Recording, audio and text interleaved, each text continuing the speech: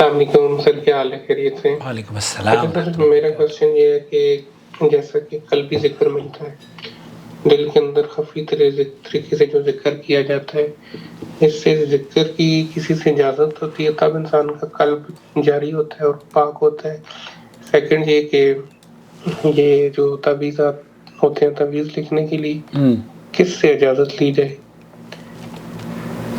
جو میں نے دیکھا ہے کافی لوگ ایسا لکھتے ہیں جو ناجائز نہیں لکھتے، تو غلط لوگ ہیں نا جو عامل قسم کے ہیں، تو کیا یہ اولیاء کرام جو ہوتے ہیں ان کا کام ہوتا ہے لکھ کے دینا؟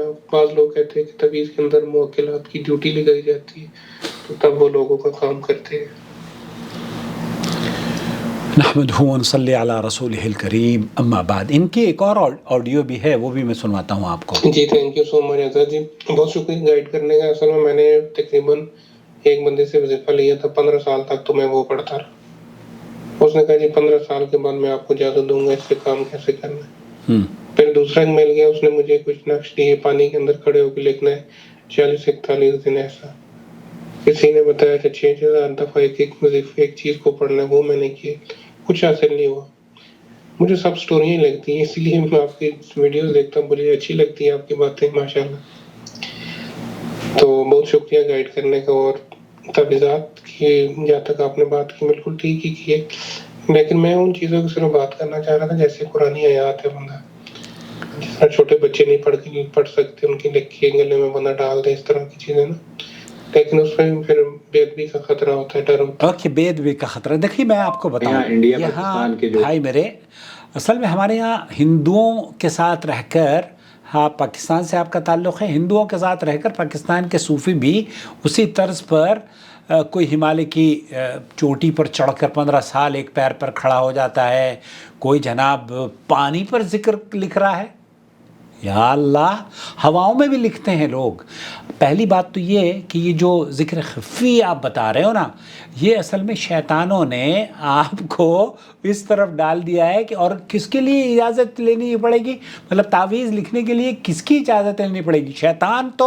شیطان کی اجازت لینے کی ضرورت ہوگی، بلکہ وہ تو خود ہی اجازت دیتے گا آپ کو، بلکہ آمادہ کر رہا ہے وہ آپ کو کہ آپ وہ لکھیں. اللہ کے رسول صلی اللہ علیہ وسلم نے تو فرمایا من تعلق تمیمۃ فقد اشرک، جس نے تعویذ لٹکایا گویا کہ اس نے شرک کیا.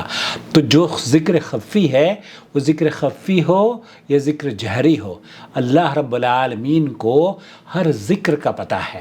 اللہ رب العالمین کو ہر ذکر کا پتہ ہے. یہ ذکر خفی وغیرہ کی جو روایات پیش کی جاتی ہیں نا، وہ روایات صحت کے اعتبار سے یا تو ضعیف ہیں یا نہایت ہی حد درجہ ضعیف ہیں، یا موضوع من گھڑت روایات ہیں. صحیح روایات میں ذکر خفی نام کی کوئی چیز نہیں ہے. اور وہ لوگوں نے جو بنایا ہوا ہے نا کہ آپ کو میں وظیفہ دوں گا اور پھر وظیفے پر جب تک کہ آپ میری اجازت نہیں ہوگی کسی اور کو نہیں دے سکتے، یہ بھی صوفیوں نے بنایا ہوا ہے. جیسے بھائی کو تنگ کیا ہوا تھا 15 سال، انہوں نے کہاں پانی پر لکھ کر لوگوں کا. بھائی میرے، یہ وظیفہ اللہ کے رسول صلی اللہ علیہ وسلم نے جتنے بھی وظیفے امت کو سکھائے ہیں، وہ سب کی کاپی رائٹس نہیں ہیں، وہ سب میرے لیے بھی ہے اور آپ کے لیے بھی ہے، اس پر کوئی کاپی رائٹ نہیں ہے.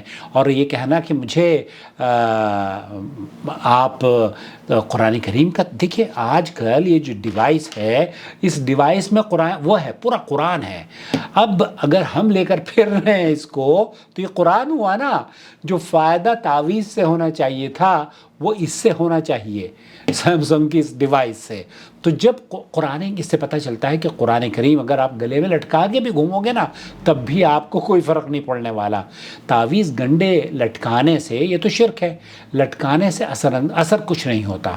البتہ جو ذکر ہے آپ اس کو کریں، اعوذ بعزت اللہ و قدرتہ و سلطانہ من شر ما اجد، یا جو دم کرنے کی دعائیں ہیں، سورہ فاتحہ ہے، معوذتین ہے، آیت الکرسی ہے، یا سورہ بقرہ آپ پڑھیں.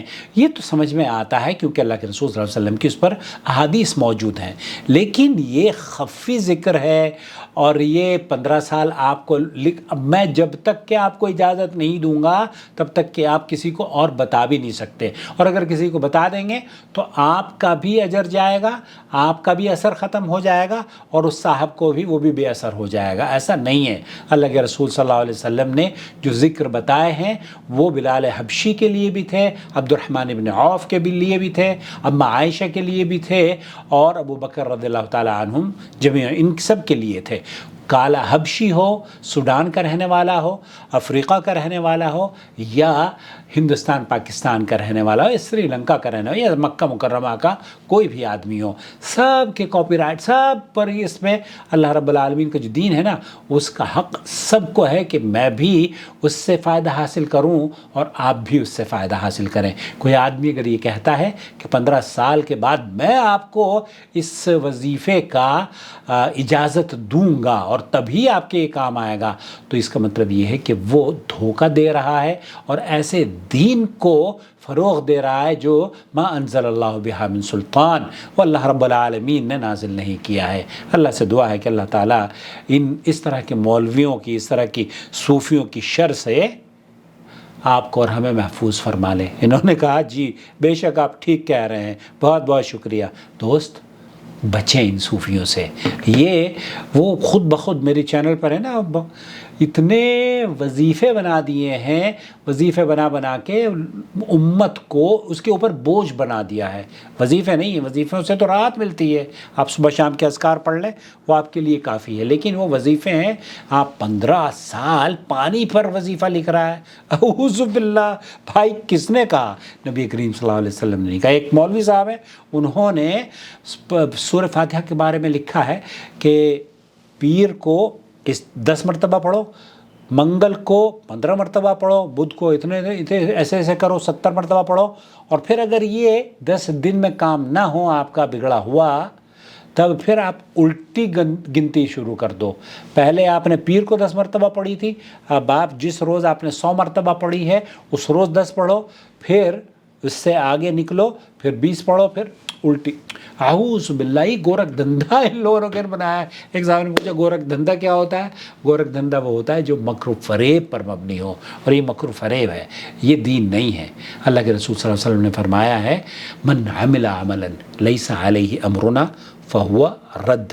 کوئی کام اگر آپ کرتے ہیں دین میں اور وہ نبی کریم صلی اللہ علیہ وسلم کا حکم اس پر نہیں ہے تو وہ کیا ہے؟ مردود ہے, رد ہے, اس کی کوئی حیثیت نہیں ہے. وصلی اللہ علی نبینا محمد وعلی آلہ وصحبہ اجمعین. والسلام علیکم ورحمۃ اللہ وبرکاتہ.